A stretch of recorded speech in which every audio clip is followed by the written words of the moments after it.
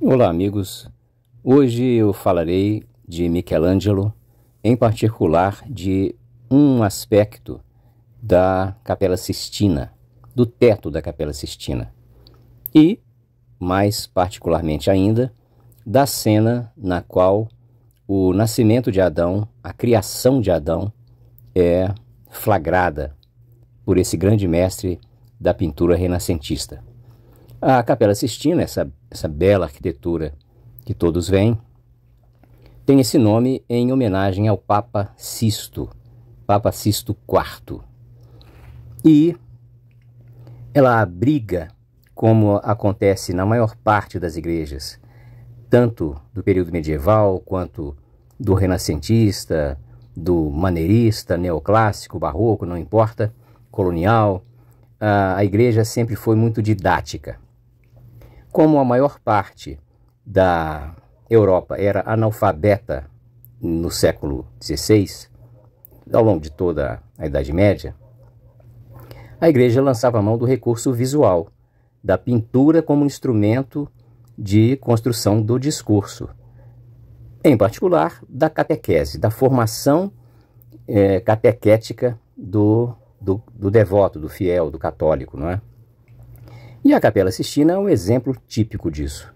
Ela está no Vaticano e representa os documentos, os momentos mais expressivos do texto bíblico, em particular do Gênesis. Então, vamos à tela principal, que é objeto da nossa análise hoje. Aí está o teto. Ele, na posição em que eu acabo de colocá-lo, ele está invertido. Na verdade, a posição exata dele deve ser esta aqui. Nesta posição vertical, né, no sentido do retângulo, a parte mais comprida na lateral. Mas, para efeito didático, nós adotaremos apenas o seguinte recorte e na seguinte posição aqui, para o nosso ponto de vista. Aí está, a criação de Adão. Obviamente, Adão, à esquerda, nu, com esse olhar singelo, espontâneo, inocente, até um tanto admirativo para Deus, que com esse movimento de braço e mão e indicador, dá a Adão o sopro da vida.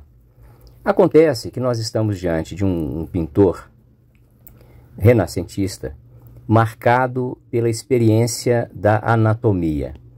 Michelangelo, assim como muitos dos pintores do tempo dele, entendia que o estudo da anatomia era muito importante para a melhora da qualidade técnica da pintura, sobretudo da pintura do rosto humano, do corpo humano, né, dos animais, enfim. Era fundamental que o conhecimento da ossatura, da musculatura, da proporção da anatomia e da fisiologia humanas, fizesse parte do conhecimento técnico desses artistas. Exatamente por isso, Michelangelo, assim como outros de seu tempo, Michelangelo dedicou uma parte considerável do seu tempo de pintor e desenhista aos estudos da forma humana, assim como essa ilustração aí. Isso é um estudo, não é? Que revela uma preocupação muito grande com a fidelidade anatômica. A gente percebe o formato da musculatura, a própria composição da ossatura, não é? O crânio, as costelas, a musculatura que envolve o omoplata, a coluna vertebral, enfim. E assim como Michelangelo, você está vendo aí uma obra importantíssima de um outro anatomista chamado Andrea Vesalius. Andrea Vesalius é autor de um livro de anatomia chamado De Humani Corpore Fabrica. É uma obra que mostra a composição do esqueleto humano com toda a sua musculatura e todos os detalhamentos anatômicos não só do crânio como dos membros, do detalhe preciso, como você percebe aí, não é? Essa ilustração mostra o próprio André Vesalius, do lado esquerdo, segurando um cadáver com cortes anatômicos, preparado, obviamente, para fazer o desenho dessa musculatura, desses tendões, desses nervos, desses ossos. Então, o que ocorre? Michelangelo e Vesalius dedicaram parte do tempo não só a visitar cemitérios à noite, praticando vilipêndio de cadáver ou abrindo cadáveres de indigentes, como levando para casa, para o estúdio, indigentes, corpos de indigentes, catados à noite, às escondidas, para dissecação. Fizeram muita dissecação e aprenderam muito de anatomia. E contribuíram, o André Vesalius contribuiu muito com as ciências médicas, com os seus estudos de anatomia. Bem, toda essa introdução é para nós fundamentarmos a análise que faremos aí da criação de Adão, não é? Eu falava do Adão, do aspecto ingênuo do Adão, porque obviamente ele acaba de ser criado, mas ainda não passou pela experiência do conhecimento do bem e do mal. Então ele é essa figura que nós vemos aí com o seu aspecto ingênuo, inocente, pueril, não é? Do lado direito, Deus, dando a ele um impulso, incutindo nele aquilo que a gente pode chamar de ânima, não é? Animando Adão, tornando Adão a sua suprema criatura. Mas, pergunto, por que falar de anatomia para fundamentar a interpretação de uma obra de Michelangelo? É simples. Os conhecimentos anatômicos de Michelangelo estão presentes em quase todos os detalhes dessa obra-prima que é o teto da Capela Sistina.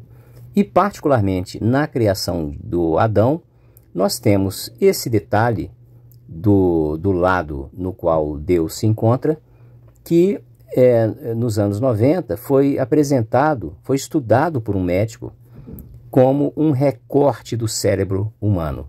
Vejam só essa imagem que eu colocarei aí, ao lado.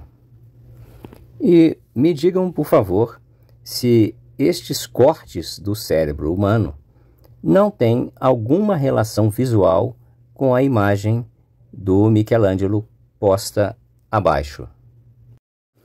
Parece ou não parece existir algum vínculo entre o fundo da pintura criado pelo Michelangelo e o corte anatômico do cérebro humano. Vejam os detalhes nessa ilustração. Analisando friamente essa tela, na verdade esse afresco, nós podemos afirmar com muita segurança tratar-se de um cérebro humano, com todos os elementos que o compõem no recorte específico que está aí diante de nós. E essa análise, que, claro, não é? A nossa formação, o nosso universo de percepção, permite que nós enxerguemos nas coisas aquilo que nos forma. Por isso, foi importante que um médico fisiologista, um médico anatomista, estivesse diante desse teto da Capela Sistina. Foi exatamente um médico, o Dr. Frank, que teve essa percepção. E não apenas deste ponto em particular do teto, mas de vários outros aspectos, vários outros pontos da Capela Sistina, conforme eu mostrarei mais adiante para vocês. Mas agora, particularmente, precisamos atentar para a seguinte comparação visual que eu quero que vocês percebam. Comparem estas duas imagens, por favor. Vejam se todo esse desenho do cérebro não pode ser percebido com as figuras angelicais que são postas ao redor de Deus no afresco.